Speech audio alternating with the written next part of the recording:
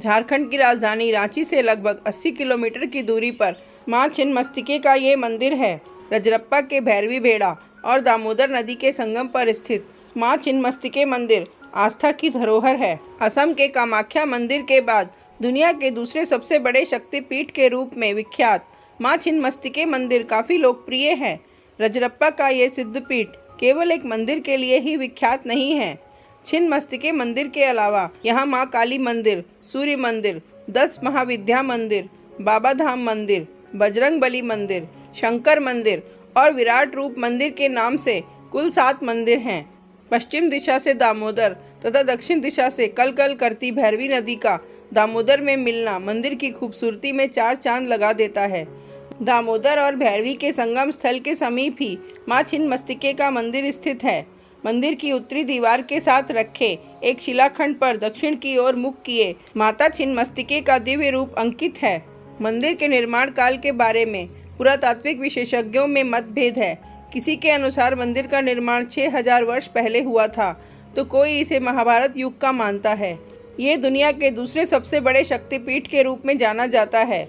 असम स्थित मां कामाख्या मंदिर को सबसे बड़ा शक्तिपीठ माना जाता है। मंदिर में बड़े पैमाने पर विवाह भी संपन्न कराए जाते हैं।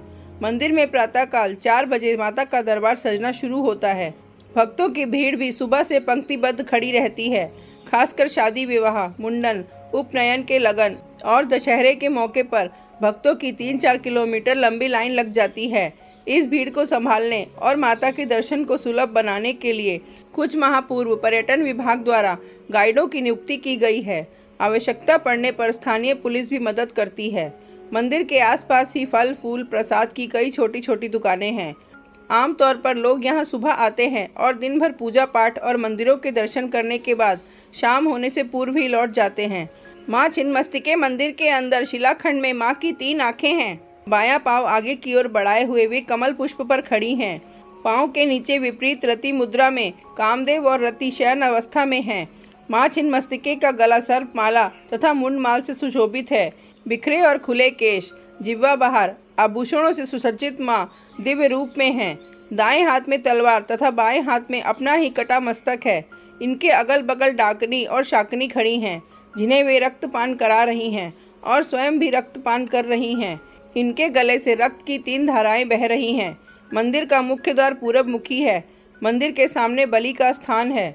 बलि स्थान पर प्रतिदिन औसतन 100-200 बकरों की बलि चढ़ाई जाती है। मंदिर की ओर मुंडन कुंड है। इसके दक्षिण में एक सुंदर निकेतन है, जिसके पूर्व में भैरवी नदी के तट पर खुले आसमान के नीचे एक बरामदा है। इसके पश्चिम भाग में भंडार गृह है। रुद्र भैरव मंदिर के नज़दीक एक कुंड है। मंदिर की भित्ति 18 फुट नीचे से खड़ी की गई है। नदियों के संगम के मध्य में एक अद्भुत पापनाशनी कुंड है, जो रोगग्रस्त भक्तों को रोग मुक्त कर उनमें नव जीवन का संचार करता है। यहाँ मुंडन कुंड, चिताल के समीप ईशान कोण का यज्ञ कुंड, वायु कोण कुंड, अग्नि कोण कुंड जैसे कई कुंड हैं। दामोदर के द्वार पर एक सीढ़ी है। इसका निर्माण 22 मई 1972 को संपन्न हुआ था। इसे तांत्रिक घाट कहा जाता है, जो 20 फुट चौड़ा तथा 208 फुट लंबा है। यहाँ से भक्त दामोदर में स्नान कर मंदिर में जा सकते हैं। दामोदर और भैरवी नदी का संगम स्थल भी अत्यंत मनोहारी है। भैरवी नदी स्त्री नदी मानी जाती है, जबकि दामोदर पुरुष। संगम स्थल पर भैरवी नदी ऊपर से नीचे की ओर दामोदर नदी के ऊपर गिरती है। कहा जाता है कि जहाँ भैरवी नदी दामोदर में गिरकर मिलती है, उस स्थल की गहराई अब तक किसी को पता नहीं है।